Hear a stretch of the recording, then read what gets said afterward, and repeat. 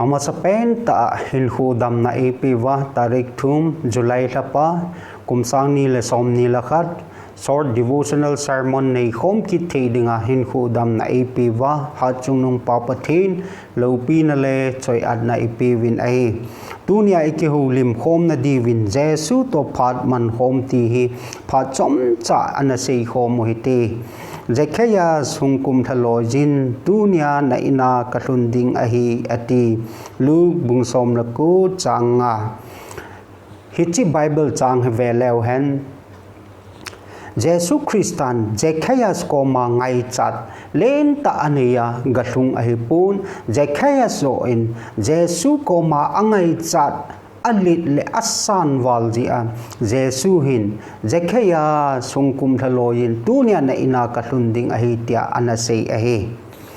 khatna ingai tu diva dei chu Zekayas banga Jesu mu chin le het china Phat si a Jesuto Phat Mankhoma Jesuto holim khom ding hi Christian hin kwa ichi pi diu ahi Zekayas hiti chun Jesuto aholim khomin Phat amang khom ron tai hi Phat chun ho hil ho Pharisee so chun ipi sei ta wam khuchi mi chon sipa ai lu le tax collector kai dong pa ina agalung taget ni ti a chu Jesu chu asiwa hitia chu ho hil ho jengin jong ta san ta mi pi ho le ho hil ho chu phun panwa hitai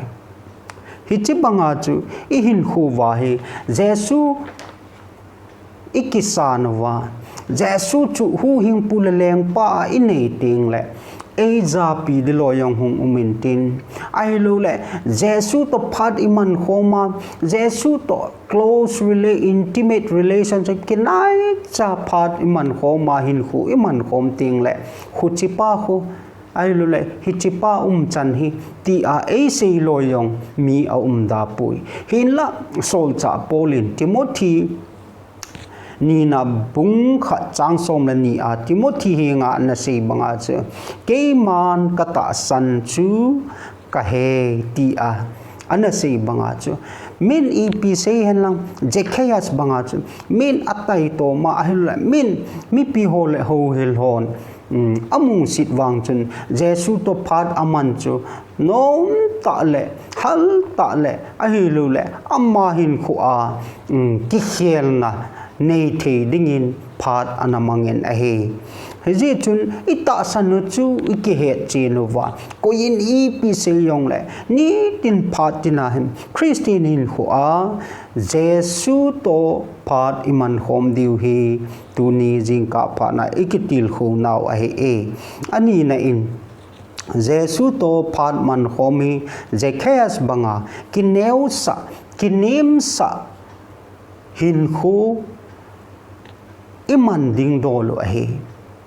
Jesuto Phat iman khoma Jesu hinna inei ting le kineu sa kinim sa ding ahi ti hi amani kimutu na akon hin akimudo e hiji chun tunia Zekayas in ipi asayam ti anangay to tin ven pakai kanei zo si ake khat mi vai cha gen thei ping kati bungsom lako luk bungsom lako chang gate na lai chun asaye Zekayas in Jesuto ahum kimuto Phat aman khomon Phat chun ki het chit na ahin ki het chit na anei zo wachun ki nem sa ta le ki neu sa ta mi hau ahina anei ago zo si asumilin pakai ven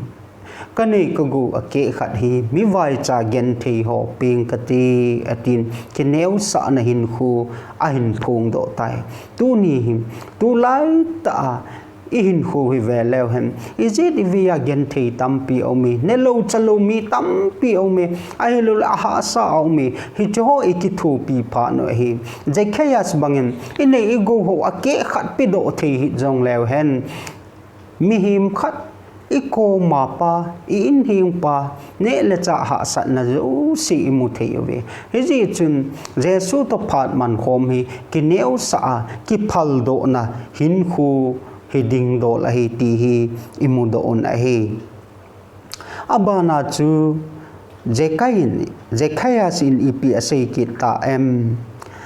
mi kuya hile lep thula kala aumle azad li leng kati ati ani chana jekaya sin asay chu lep thula kuya hile nei lagu helang sumle pa hile kala aumle azad lin leng kati tu nia hi Jesuto Phat iman khomwa Jesu hinna ine yuhi kimu chinna eya aphalu ho ailule eya phatlu na kita lu na ho jo si paido na iman ding dolo ahi ti hi imudo ki nun ahi ji chun supite ho tu ni ni khopa nin kita lo hi wa ai lo le lungsi na be hi wa ai lo le lep thola hin khomang hi le hi cho zo si ipai do diu hi tu ni ni kho Zacchaeus le Jesu ki mu tu na Phat aman khom hon na ko na ikihil do chu ahi azona pen ta in Jesuto Phat Mankhom hi ta san su det na Phat kisu nema kilan do Phat hiji chun supite ho ni kho hi Phat ho aphatapui hiji chun Jesuto Phat iman khom hi ikinim sawa ikisu newa ita san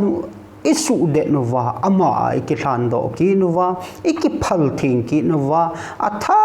be ikikat do ki diuhi tuni ni khu ai ki sepi no mo hi man luwa khulai elenwa man luwa insa in langa thuman lo hotel dung ham ai lo le mi pi la ho a ichiwa e ho limuwa